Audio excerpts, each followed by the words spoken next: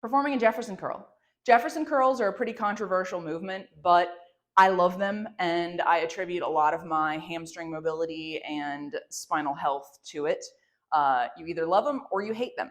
Start by grabbing a step. You can do something lower than a weightlifting bench. You can use just an aerobic step, or you can use yoga blocks if they're stable enough. And then start with a lighter load and work your way up. When I started doing Jefferson curls, I was using a 5-pound dumbbell. I've graduated up into the 30, 40-pound range now.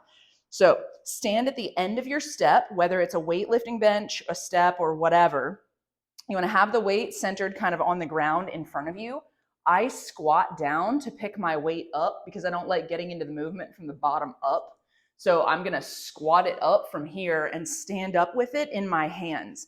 I'm grabbing it firmly underneath the head of the dumbbell, and I'm going to initiate spinal flexion by looking down. So I'm looking down, I'm starting to roll down and allow my back to relax on the way down.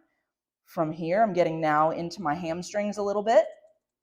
I'm coming down. I can feel the hamstring stretch. Once I feel like I'm at the peak of stretch, I'm going to start squeezing my hamstrings, squeezing my glutes, glute, glute, glute, glute, glute, glute, and then I'm going to start extending my spine to come back to upright. So again, start through spinal flexion.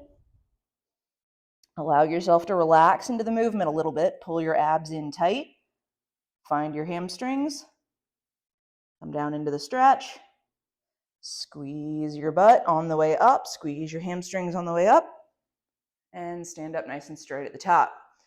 I always squat it down to finish out unless I'm at the point where at the end of my movement the dumbbell is not under load on the ground. That is a Jefferson curl.